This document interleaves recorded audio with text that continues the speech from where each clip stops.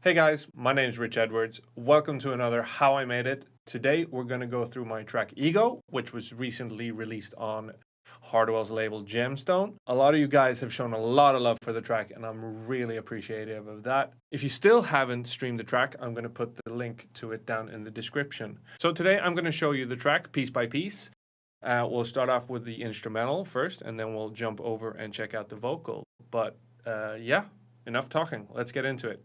So before we start, I'm going to have to apologize in advance because a lot of these sounds have been rendered or bounced into audio files.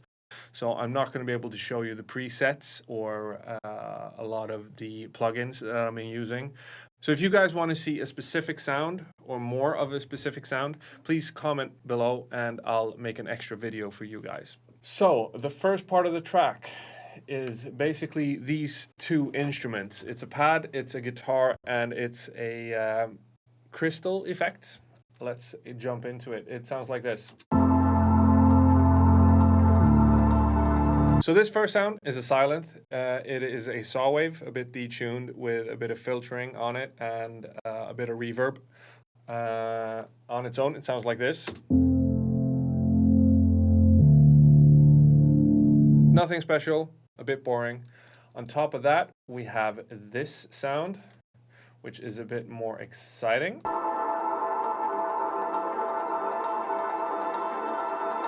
This sound is a piano, which plays the root note, which is A in this case. I have then looped it and then I'm running it through the guitar rig with a preset called Crystal or Crystallizer. I'm not really sure. But yeah, it makes really cool effects and it just made this atmospheric masterpiece, basically. Those are the only two sounds to start the track off. In the second part, we have a bass that comes in and it sounds like this.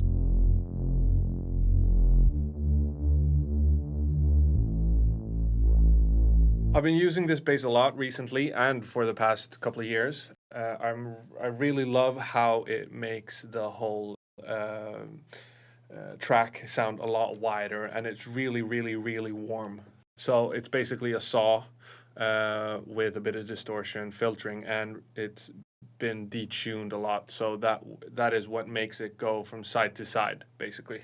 On top of this part, we have a guitar that comes in and it sounds like this.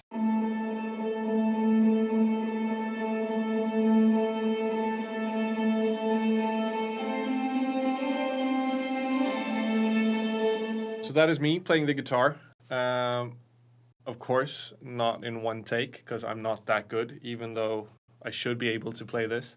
So I've played it a couple of times and then I picked out the notes that I like the most and then I've just basically looped it together and put a bunch of reverb and some distortion. Then we come to the build up and it's a pretty slow build up until the second half. It's a clap, which is your average clap. It sounds like this. This clap builds and builds throughout.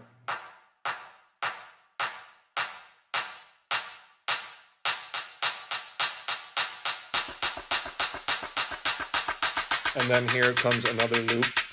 Just before the drop hits, there's some risers and effects, and they sound like this.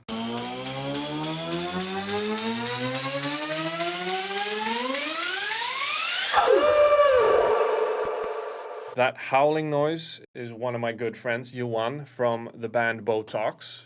If you haven't checked them out, please go and do that. That's pretty much it for the first breakdown. Not a lot going on. It's very focused around the vocal. It's the same in the second breakdown and in the third middle eight. The only difference that in the second breakdown, there's a bit more drums, which I'm going to show you right now. So in the second breakdown, we have a kick, a percussion clap, and some hi-hats, which is the only changes to the breakdown. And they sound like this.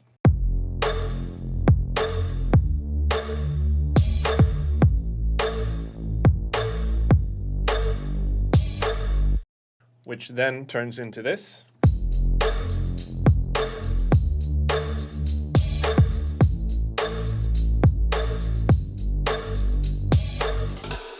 and then a bit of a percussion fill there in the middle. Not a lot going on, and then you have the individual parts that I showed you in the first breakdown.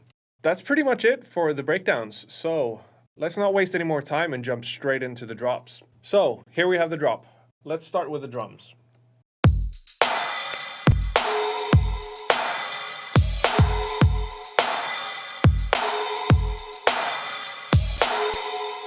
So the kick isn't all that different from the breakdown. The only difference is that the tail, the low end tail, is a bit longer.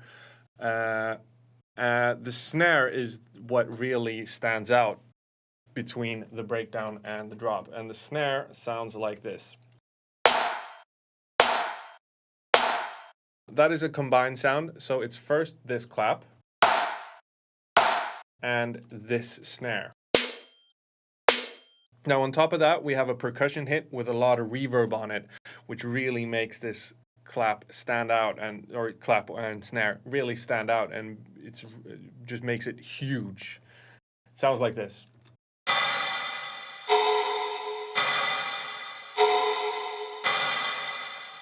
So it's the same sound, only it's on the first one it's an octave higher, on the second one it's an octave lower, and it changes a bit from side to side just to make it more interesting and give it some space.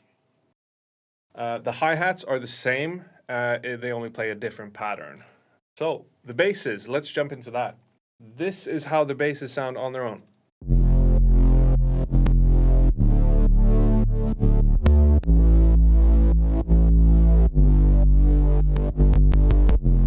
My project is about to crash right there. So the first part is or the low part, I should say, is an 808, and it sounds like this.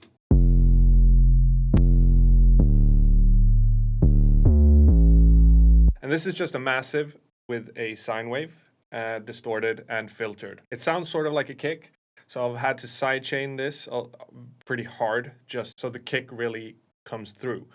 And this is how it sounds with the sidechain on. So you can hear that the little thump is totally gone. Without the sidechain. And that little difference makes the kick just punch through. On top of that, we have this stereo bass, which sounds like this.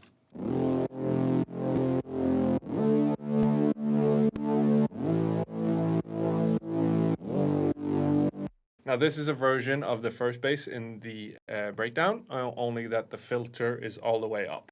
So this is what it should sound like if you don't have a filter on it. So now we've come to the main parts, and they sound like this.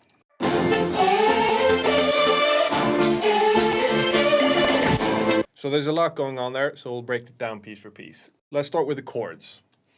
The chords are made up out of 3 layers. Unfortunately, these are in audio, but they are 3 serum presets. Yeah, 1 for the low end, 1 for the mid, and 1 for the high. Together, they sound like this.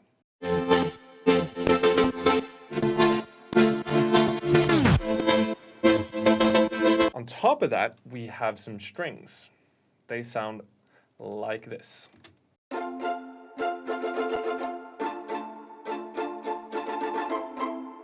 They just follow the chords an octave higher, just to make things interesting. They don't really stand out that much in the track, but they do their job.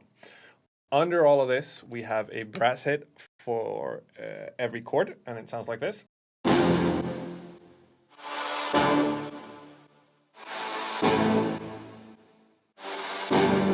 So that's a basic cashmere brass, I think it is, even. And before that, I've taken the same sample, reversed it, and then just taken the first part of the tail, so it makes a bit of a swoosh into the brass hit. On top of all this, we have a piano. Sounds like this.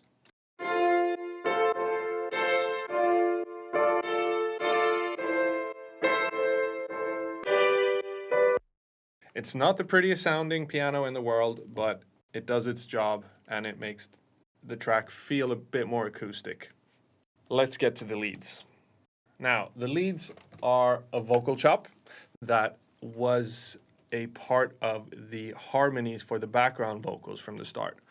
I heard this and I thought this would make a great lead line. So I basically just took that lead line of the vocal, ran it through auto-tune with a bit of formatting back and forth, bounced it, did it once again, then bounced it again, and then put some distortion and some reverb on it. And it sounds like this.